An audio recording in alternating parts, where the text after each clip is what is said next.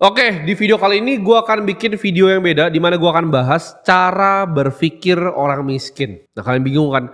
Kenapa gue bikin videonya? Itu cara berpikir orang miskin. Kenapa sih gue bikin video seperti ini? Karena salah satu pahlawan di hidup gue itu adalah Warren Buffett yang bikin Berkshire Hathaway. Kalian semua udah tahu ya, dia pahlawan gue dari gue masih sangat kecil. Dia inspirasi gue dan dia yang gue paling banyak belajar sama beliau. Nah, beliau ini punya partner yaitu arsiteknya dari Berkshire Hathaway, Charlie Munger. Charlie Munger tuh punya pemikiran yang namanya invert atau invert thinking, berpikir terbalik. Di dalam annual letternya kalau kita lihat kayak 2009 mereka selalu bilang ya, what we do yang kemungkinan bikin kita hancur itu apa. Jadi itu konsep yang gue pakai di kehidupan gue, dalam gue berusaha, dalam gue berinvestasi, ya dalam gue menjalani kehidupan gue sehari-hari.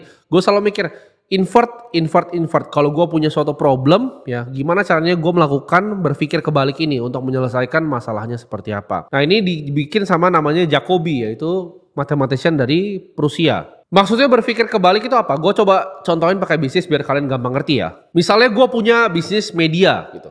Nah, gue berpikir gimana caranya bisnis media gue itu mati. Oke, satu, stop upload konten, ya kan? Itu pasti mati tuh bisnis medianya. Jadi kita berpikir kebalik. Oke, kalau misalnya kita stop upload konten itu medianya mati, berarti kita harus upload konten lebih sering untuk medianya lebih jalan. Kalau kita mungkinnya bisnis restoran, apa aja sih yang bisa bikin restoran itu mati? Oke, lu maki aja customer lu, ya karyawan lu server lu lempar aja gitu burgernya ke muka dia. Terus lu bikin burgernya itu nggak matang dan nggak enak. Itu pasti customernya nggak balik lagi dan dia akan ngomong ke teman-temannya, dia akan buat instastory bajingan ini tempat dan nggak akan balik lagi. Nah, itu pemikiran kebaliknya. Nah, gimana caranya bikin restoran yang laku? Ya service yang sebaik-baiknya, makanan seenak-enaknya. Itu namanya inverse thinking, berpikir kebalik. Jadi di sini gue akan kasih tahu kalian cara pikirnya orang miskin tuh apa, biar kalian bisa kepikir kebalik dari cara pikir orang miskin dan mindset orang miskin ini. Manusia itu selalu lebih gampang untuk didesain untuk spot bahaya ya. Kayak tadi kalau kita punya restoran, untuk spot gimana cara restoran itu bangkrut itu lebih mudah untuk kita. Nah, justru itu kita bisa bikin restoran kita lebih thriving. Dalam investasi sama. Kalau gue mau bangkrut apa yang gue lakukan? Oke, gue all in pakai uang dari hutang yang bukan punya gue hajar di satu tempat terus hilang semua. Itu pasti jadi miskin. Jadi caranya seperti itu untuk kita dapat gambaran tentang kehidupan. Nah, pemikiran orang miskin tuh yang pertama apa? Orang miskin tuh selalu mikir ya, sesuatu itu selalu butuh uang. Maksudnya apa? Oh, mau mulai usaha ini harus butuh uang. Coba kalau gue punya uang segini, coba kalau gue punya ini, coba gue punya ini. Orang miskin tuh selalu berpikir dengan alasan ya. Nggak punya uang, nggak punya kapasitas, nggak ada ini, nggak ada orang dalam. Gue nggak bisa kerja di situ karena nggak ada orang dalam. Padahal semua itu ada caranya gitu. Oh, bisnis perlu modal, dikasih modal. Oh, bisnis perlu belajar accounting. Dikasih bahkan akuntan. Oh, bisnis gimana ya cara jualannya? Dikasih orang salesnya. Oh, gimana cara jual ini yang lebih tinggi? Brandingnya gimana ya? Marketingnya seperti apa ya? Apa itu sebuah brand ya? Dikasih semuanya masih cari lagi. Gimana cara cari suppliernya ya? Jualan ayam, supplier ayamnya dari mana ya? Oh, distributornya gimana ya cara kita bagiin rokoknya? Semua orang itu punya alasannya masing-masing. Ya, apalagi orang miskin, dia paling banyak alasannya. Dikasih modalnya, ada 1001 hal lagi yang dia nggak bisa, makanya nggak pernah bisa jadi kaya. Kalian itu harus paham bahwa semua di dunia ini hanya masalah skill. It's a skill issue, berarti skill lu kurang. Jadi kalau lu pikir ya, untuk mulai sesuatu harus punya modal. Semua itu bisa dimulai dengan apa yang kalian punya sekarang. Ya. Dengan sekarang ini kalian lihat apa yang ada di sekitar kalian manfaatkan sebaik-baiknya karena semuanya itu bisa dipakai. Jadi gimana caranya kalian jadi lebih miskin? Punyalah lebih banyak alasan. Setiap kali mau mulai sesuatu selalu punya alasan ya. Karena orang gak ada yang peduli sebenarnya dengan alasan lo apa.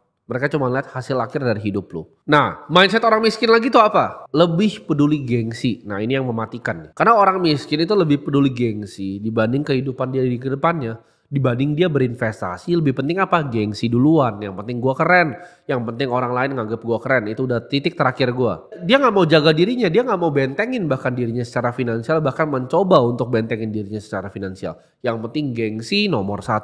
Kayak gini, lu mau cepat miskin langsung aja ya ambil utang buat mobil baru lu. Nah, itu cepat miskin lu kan, gengsi kan. Punya uang sedikit, ayo kita syukuran ya kan. Punya uang sedikit, ayo beli HP baru. Punya uang sedikit, ayo beli motor baru. Ini bahkan gue punya teman ya, dia punya karyawan tuh sekitar 800 ya. Ketika dia naikin gaji karyawannya, yang dia lihat tuh berubah apa? Motor di parkirannya, keren gak? Baru naikin gaji bulan pertama loh, mereka udah nyicil motor baru. Banyakin terus aja gengsinya, maka lu akan semakin miskin. Karena hidup itu kita gak makan dari gengsi. Dan gue belajar ini very early in life ya, di kehidupan gue. Waktu gue bener-bener pasti mulai merintis usaha, gue itu punya uang bahkan dari ratusan juta itu gue gulung-gulung sampai miliaran. Di saat gue uang miliaran itu gue masih pakai mobil bekas yang paling murah yang gue bisa cari. Waktu itu gue pakai Ford Fiesta, walaupun gue udah mampu beli Mercy, gue udah mampu beli BMW. Itu gila, anak-anak muda di umuran gue itu bahkan bakal ngutang mungkin untuk beli Porsche itu dengan uang gue. Tapi gue cuma beli Ford Fiesta, kenapa? Karena gue dari dulu seperti itu. Gue lebih pedulin masa depan gue dibanding gengsi semata. Lu belum punya uang buat beli mobil secara cash, jangan beli. Jangan hutang, jangan ambil riba. Ini gue bakal ditentang banyak banget orang, tapi ya udahlah nggak masalah. Karena gue ngerasa gue cuma mau nyampein apa yang menurut gue kebenaran. Belum punya uang untuk beli rumah, jangan KPR. Ini menurut gue pribadi ya, KPR itu nggak mampu. Lebih baik lu sewa dulu, sabar dulu, tabung uangnya, investasikan uangnya, diputar uangnya untuk usaha, diputar uangnya untuk berinvestasi. Tapi gue tahu sebagian besar orang KPR itu kayak semacam menabung dia. Tapi kan ngapain nabungnya 5 tahun lu kasih ke bank uangnya. Lu nabungin buat bank, buat direktur banknya bisa terbang pakai private jet gitu. Jadi jangan. Ya, kalau saran gue belum mampu beli cash, berarti lu nggak mampu beli barangnya. That's it. Orang mungkin banyak yang tentang gue gitu kan, tentang gengsi ini. Tapi terserah orang mau gimana. Gue sih selalu bilang gue hidup anti utang, gue anti riba. Ini gue akan ditentang sama semua financial advisor di Indonesia. Mereka ajarin, oh money is leverage ya. Pakai leverage, pakai utang buat kembangin bisnis lu. Pakai utang buat kembangin bisnis lu. Ini gue bingung, kenapa orang di finance ya, itu biasanya berpikir berbeda dengan orang retail rata-rata. Orang retail gitu kan, oh hutang untuk berbisnis atau financial advisor. Hutang untuk berbisnis. Tapi kita tahu, dalam kita analisa sebuah saham, kita analisa perusahaan nih, lu mau beli perusahaan. Perusahaan A yang nggak punya hutang dengan cash flow yang sama, dengan perusahaan B yang memiliki hutang dengan cash flow yang sama, A itu lebih mahal perusahaan dibanding B. Kenapa? Karena B harus didiskon terhadap obligasinya dia yang dia keluarkan. Kalian paham nggak? Lu analisa beli perusahaan aja nih, kalau orang kaya nih mau beli perusahaan, mereka lihat perusahaan ini ada utang atau enggak. Sedangkan kita mau besarin hutang kan itu konyol gitu. Perusahaan yang tidak punya hutang itu nggak bisa PKPU, nggak bisa bangkrut. Manusia yang nggak punya hutang itu nggak bisa bangkrut. Sedangkan kalau lu terjerat KPR 15 tahun, lu nggak bisa dapat uang lagi, nggak dapat gaji lagi, lu bangkrut sebagai manusia. Udah semua lu cicil lu hilang semua, rumah lu kena sita lagi. Orang yang tidak berhutang itu tidak akan bangkrut. Dan a borrower is a slave to the lender. Lu budak ke lender lu yang pinjamin uang. Bakal banyak yang gak suka gue ngomong gini, tapi gue gak masalah ya. Karena ini adalah prinsip yang gue pegang teguh dari dulu. Gue ngerasa hidup gue lebih enak, gue rasa gue tidur lebih tenang kalau gue gak pernah punya hutang. Timothy tidak bisa bangkrut, kenapa? Karena Timothy tidak punya hutang. Nol ya.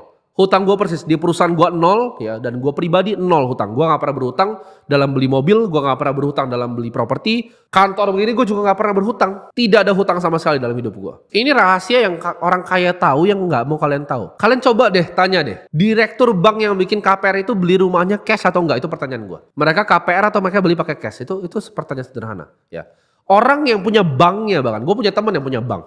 Itu beli rumah cash atau ngutang? Orang yang bikin perusahaan pinjol bahkan beli rumah itu cash apa ngutang? Mereka semua beli cash.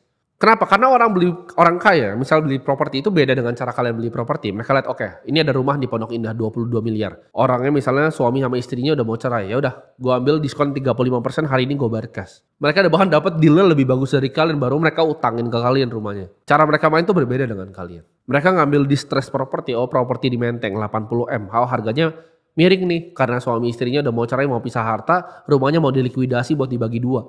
Ya udah, on market 80, gue minta 55, tapi gue bayar cashnya besok ini uangnya. That's how they play the game. Gue juga dulu sebelum gue punya uang untuk beli properti secara cash, gue juga sewa gitu. 4 tahun lalu gue sewa loh dengan uang miliaran di bank gue. Puluhan miliar uang gue, tapi gue sewa. Kenapa? Kenapa gue sewa? Kenapa gue gak beli? Karena gue mikirin itu, uangnya diputar dulu. Gengsi gue gak lebih besar ya. Gak cuma sekedar gue punya rumah landed terus gue bilang, oh tetangga, halo tetangga gitu. Mereka gak bayarin kalian gitu. Keluarga kalian gak bayarin cicilan kalian. Itu akan jadi tanggung jawab kalian sendiri. Gimana? Apa lagi kan? Kita mikir di sini, apalagi cara untuk jadi miskin? Cara jadi miskin adalah apa? Gampang, gak usah kerja keras. Ya kan? Banyakin gengsi, tadi gue bilang sebelumnya, gak usah kerja keras. Lo kerja aja ya 3 jam sehari, sisa waktu lu nontonin TikTok. TikTok. Otak lu sama algo tuh udah rusak gitu. Karena algo TikTok sekarang atau Reels atau Shorts. Short form itu algonya sekarang lebih kena ke otak kalian. Ya. Mereka tahu intention base kalian apa. Oh dia suka cewek. Oh dia suka nonton Mobile Legends. Oh dia suka nonton ini. Itu kalian akan disuguhin hal yang sama terus. TikTok. Adiktif TikTok. Lihat cewek cantik. Buka TikTok ya, lihat profil ada Instagram. Pencet Instagram. Kalian bilang, halo Terus ceweknya nggak balas kalian karena ngeliat profilnya dia jijik gitu. Oh ini pecundang. Balik lagi kalian, TikTok cewek lagi, TikTok cewek lagi. Ini kayaknya oke nih coba. Halo, balik lagi TikTok lagi. TikTok. Dibanding lu bikin uang lu, itu yang lu lakukan. TikTok. Halo, TikTok. Ya, jangan begitu ya. Jangan buang waktu hidup lu. Lu tunda aja hidup lu terus, tiap kali ada pekerjaan lu tunda terus. Nah itu akan hidup lu jadi pecundang dan jadi miskin. Cepat sekali akan jadi miskin ya. Gak usah kerja, gampang ya. Gak usah kerja keras, kerja 3 jam sehari, banyakin nonton TikTok. Nah gimana lagi cara untuk jadi miskin? Gak usah kerja keras ya kan. Banyakin gengsi. Takut untuk ambil resiko. Nah itu juga ciri khas orang miskin tuh. Takut untuk ambil resiko. Uangku kemana? Deposito. Ntar diambil deposito. Nah itu cara orang miskin pikirnya. Belajar skill baru. Oh ada tentang biotech. Oh ada tentang AI. Ada tentang kripto. Oh scam. Takut. Resiko. Jualan Indomie. Jualan pecel lele aja. Takut untuk ambil resiko. Lu lihat konglomerat. Mereka ekspansi cepat. Oke, ada teknologi apa? Kita ekspansi. Mereka jadi the bleeding edge paling ujung ya kan. Technological revolution mereka yang paling depan. Karena mereka lihat, 1900. Apa yang tren? Ya kan? Awal-awal tuh apa yang tren? Mobil. Mobil tren. Abis yang tren apa? 1930. Ini pesawat mulai tren. Abis apa? TV mulai tren. Media. Private equity mulai tren. Oke, private equity alternative investment.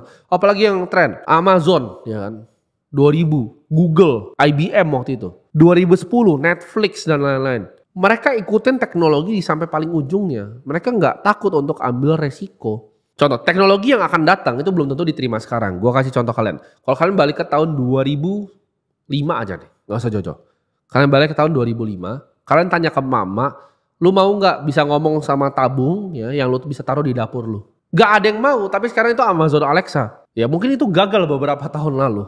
Tapi kita harus cari resiko terus dalam bisnis kita. Orang miskin itu akan ngambil segala macam jalan untuk hidupnya stabil, kesannya stabil. Padahal hidup yang stabil menurut dia itu sangat tidak stabil karena dia nggak mau ngambil resiko. Kalau begini takut ya. Kalau begitu gimana ya? Terus kalau mau ada konfrontasi sama orang, takut ya nggak mau ada masalah.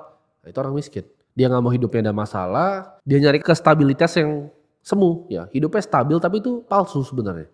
Itu kenapa mereka selalu gagal di apapun yang mereka kerjain, karena mereka takut ambil resiko. Ketika mereka beli saham misalnya, harganya 100 ya kan, turun ke 70, mereka takut resiko, please balik ke 100, balik aja ke 100 gue jual. Balik 100 beneran dia jual, terus sahamnya terbang ke 200, tapi dia udah buang waktu 1 tahun hidup yang ngikutin saham itu. Dan uangnya tuh balik ke 100 lagi terus dia gak pernah dapet upside-nya. Kenapa? Karena takut resiko. Balik modal. Gue gak pernah dengar orang kaya sekalipun dengar balik modal dalam investasi. Gak pernah gue denger gitu. IRR-nya berapa? Internal rate of return-nya berapa bikin ini? Gak pernah, ini BP ya BP. BP itu kata-kata orang miskin. Gue gak pernah dengar orang kaya ngomong BP. Orang kaya itu gak menghindar dari masalah. Gak back away dari masalah. Mereka juga gak banyak komplain seperti orang miskin dengan masalah. Orang miskin dengan masalah itu komplain. Dikit-dikit komplain. Orang kaya itu gak seperti itu. Mereka selalu fokus untuk cari solusi dan jalan keluar dari masalah itu sendiri. Itu cara pikir orang kaya. Nah tambah lagi nih kan, gimana lagi ya jadi orang miskin? Lu ganti aja terus apa yang lu lakuin ya. Jadi tahun ini gue mau jadi agen properti. Tahun depan gue mau bikin konten. Tahun depan gue mau jadi investor. Tahun depan lagi gue mau jadi trader. Tahun depan berubah lagi. Ini ada yang baru nih, gue mau jadi computer scientist karena gue liat machine learning di AI. Tahun depan berubah lagi. Gue mau jadi penambang batu bara kayak atau lu bakal jadi miskin yang cepat banget. Lu mau jadi miskin, jadilah generalis yang biasa-biasa aja. Kenapa? Karena AI akan gantikan itu semua. Abis tadi mau jadi penambang batu bara, udah mau jadi kontraktor lagi. Lu ganti terus yang lu mau lakukan setiap tahun gitu. Udah kayak rolling gitu. Ganti terus. Orang kaya itu selalu fokus di satu bidang, jadi yang terbaik di satu bidang.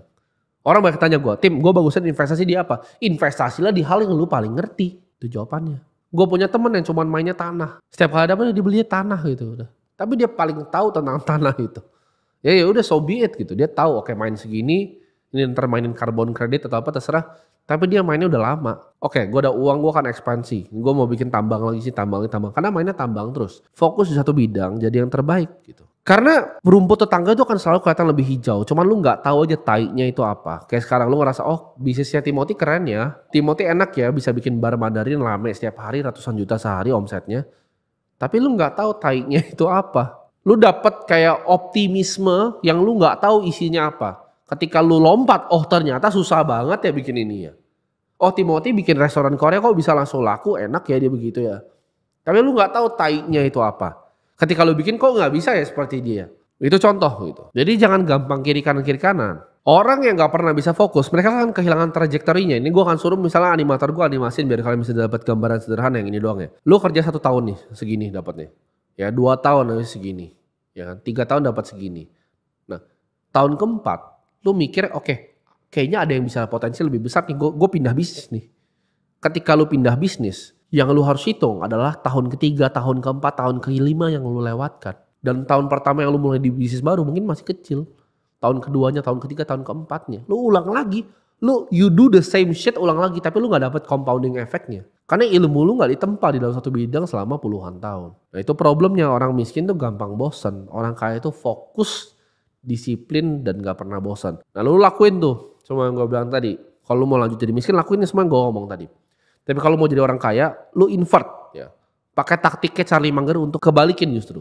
Karena otak lo kan lebih gampang nyerap. Ini gue kan cari cara, gimana cara gue bisa edukasiin kalian paling cepat. Kalian bisa nyerap apa yang gue bilang, jangan dilakukan. Dan lakukan yang terbalik dari semua yang gue bilang tadi. Oh kerja keras, oh jangan takut ambil resiko, oh fokus di satu bidang. Dan semoga hidup kalian berubah setelah ngomong ini.